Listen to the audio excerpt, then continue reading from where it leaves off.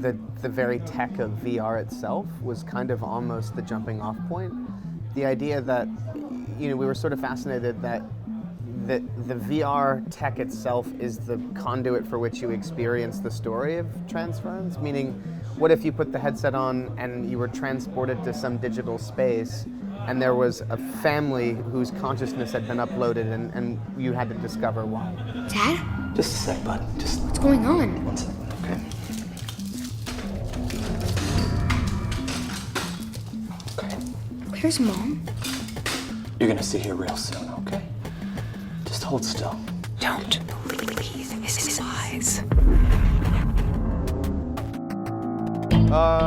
Well, I started with Pong, I guess. So the first one, and neighbor had it in his living room, started to play, and right from there, I was hooked. Yeah, I mean, for me, it was. I have a brother who's 7 years older than me, so he, I think, got our family's first game system, which was ColecoVision, and then Atari, and then NES, Super NES. It's funny because at the time, I remember very distinctly, you were either NES or Sega. Mm-hmm. There was a real difference. From my point of view, the concept that they were bringing was so fascinating.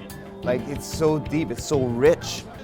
Just these ideas of digital space, digital consciousness, the notion of living forever, the idea of brain data being uploaded to servers. These things were just interesting concepts to us, and that seemed like a really interesting way into something that could be a very unsettling story about what ultimately we sort of extrapolated on as this sort of trauma of a family.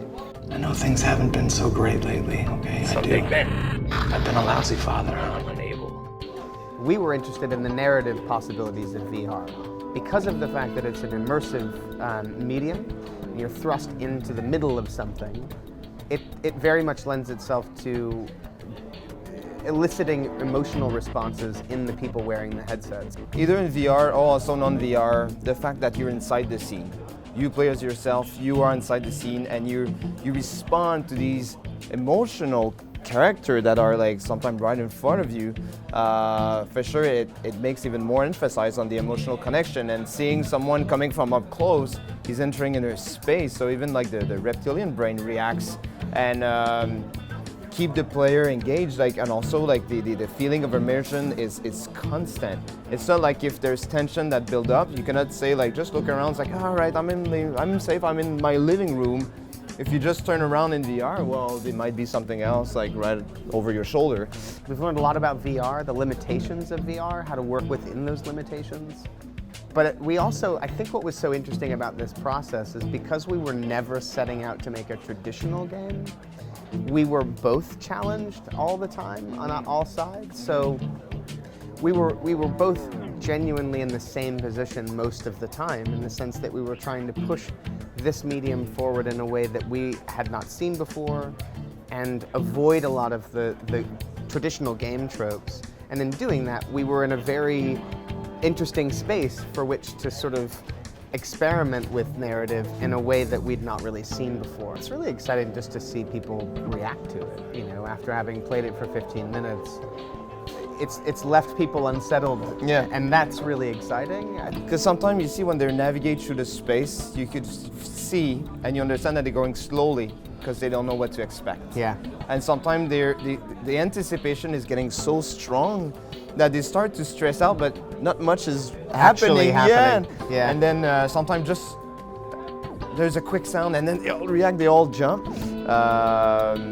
And how we shift their attention from one place to another, how do we guide them to a certain place? Because since we're not giving traditional objectives, here's the puzzle that you need to complete, we're making pretty clear where the problem is. We don't tell him how to solve it. Right. The first demo from last year, the Walter test case, obviously was not the full game. It was not representative of what the narrative of our game is, but it was certainly tonally very much in line with what we were creating.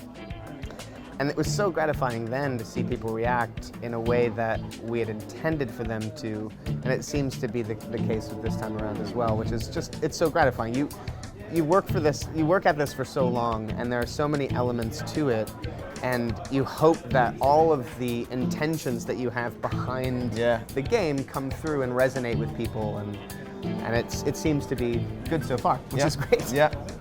This is a really incredible day and age for makers, you know, across all mediums, whether you're a filmmaker or you're a songwriter or you're a video game maker.